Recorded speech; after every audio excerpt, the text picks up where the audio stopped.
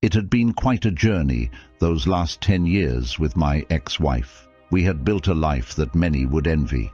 We had weathered storms together and celebrated countless joys.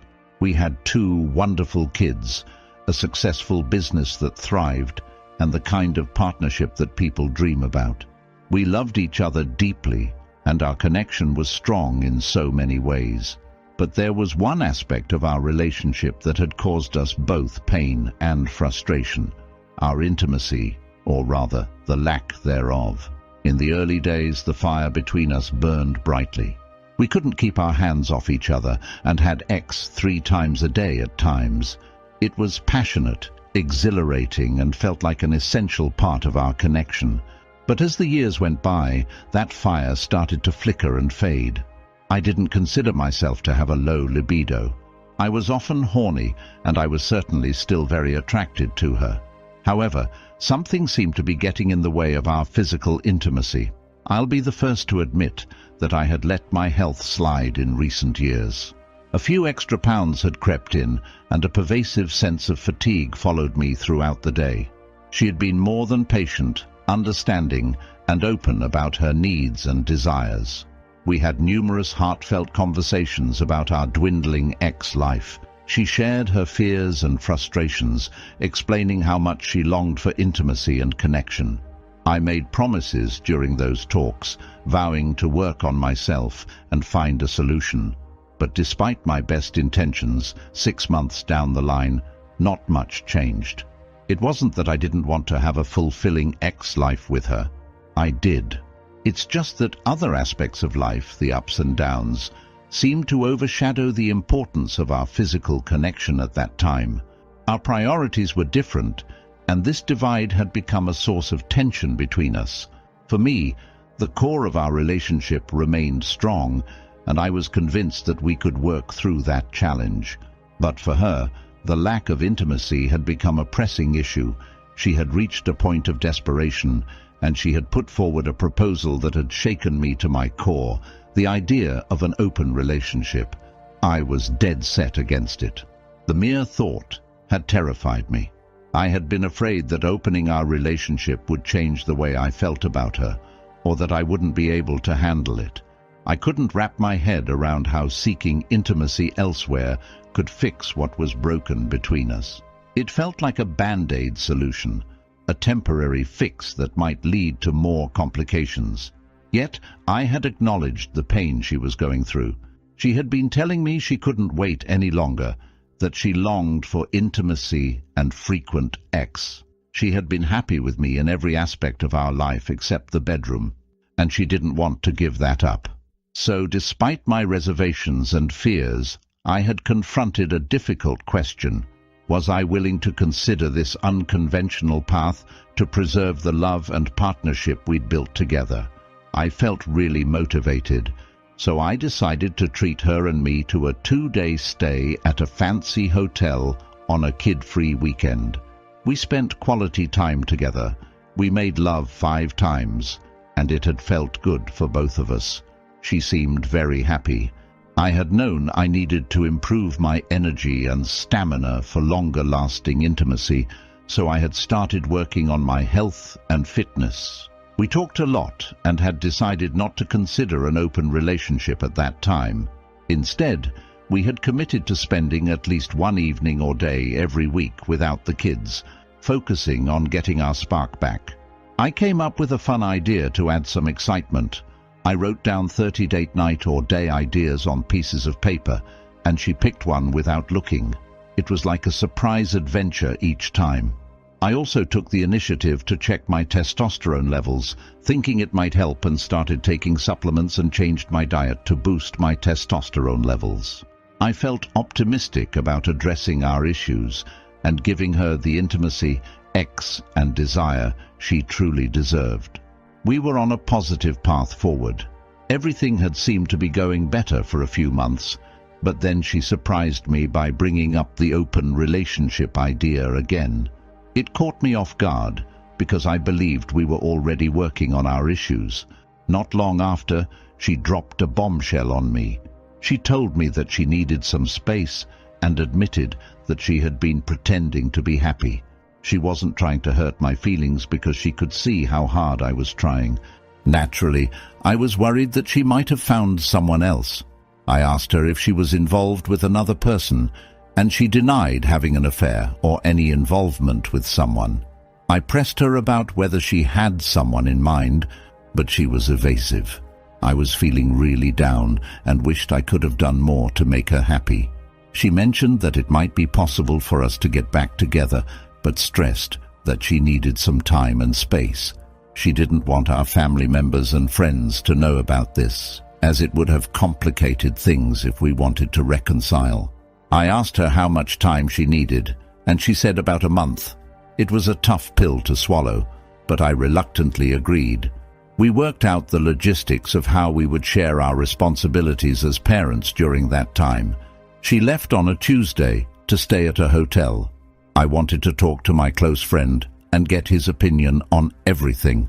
We promised not to share our situation with our friends, but I needed a second perspective.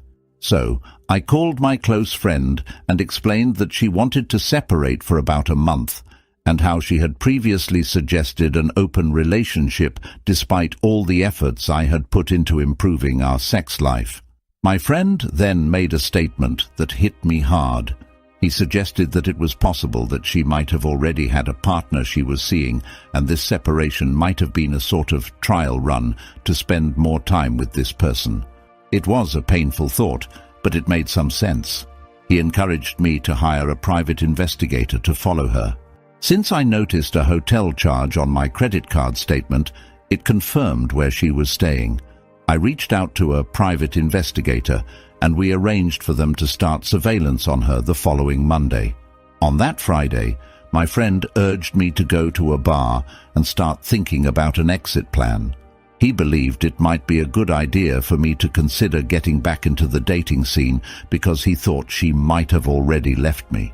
It was a tough pill to swallow at that moment and hard for me to accept.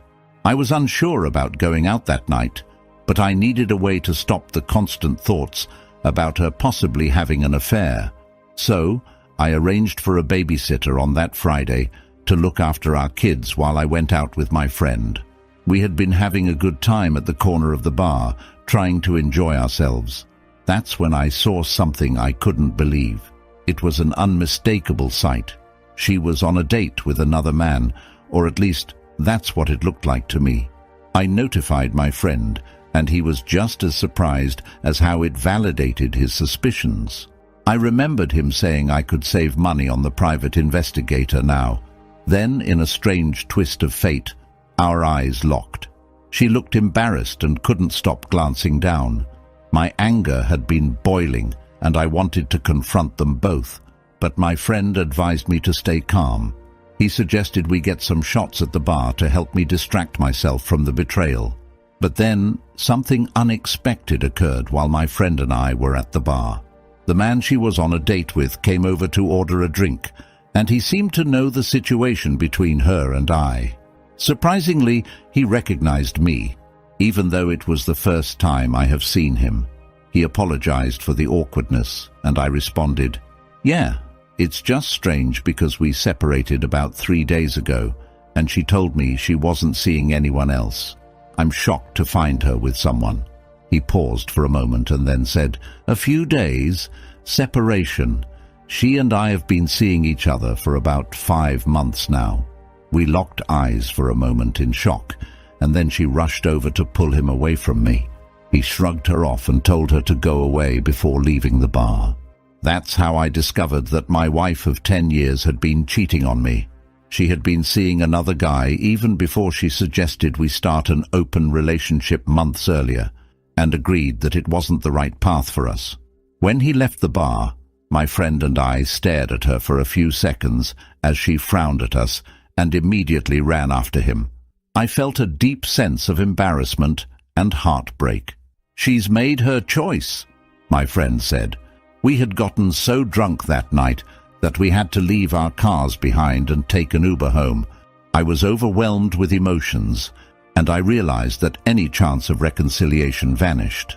I cried all night. The next morning she called and left a voicemail, apologizing for how I found out, and admitting that she had been lying to me for months. The day after, I went fishing with my kids and my friend. He asked me what I wanted to do, and I told him I was going to get a divorce. My kids, aged 7 and 9, too young to understand what divorce meant, so I decided to wait until things calmed down before telling them anything. We explained that Mom went on a vacation, but soon I would have to tell them that she wouldn't be coming back. Then, the following Monday, she changed her mind and said she wanted to work on our relationship. Although it's been somewhat comforting to hear, it boosted my self-esteem.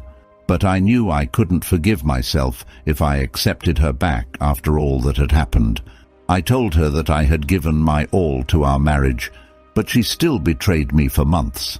Despite all the effort I put into making it work, she had been leading a double life, deceiving me.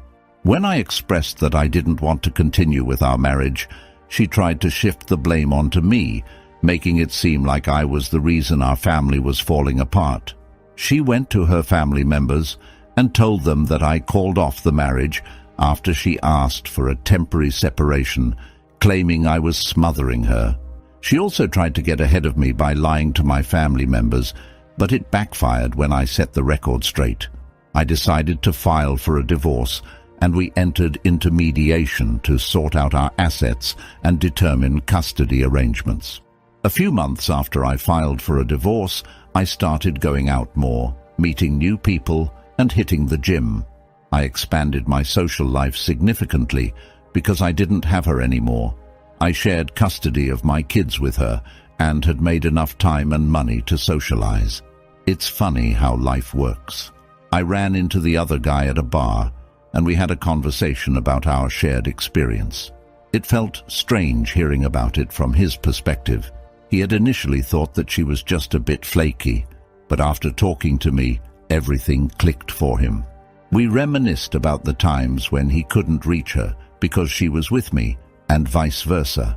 I still couldn't believe I hadn't picked up on it sooner. Anyway, I'm happily married now, and she has primary custody of our kids as a single mom. I'm completely fine with paying child support since she moved in with her mom to save money. She tried dating, but she kept meeting men who were not interested in anything serious, just some fun. Our past relationship was perfect, and she told me several times how much she regretted cheating on me. I found some comfort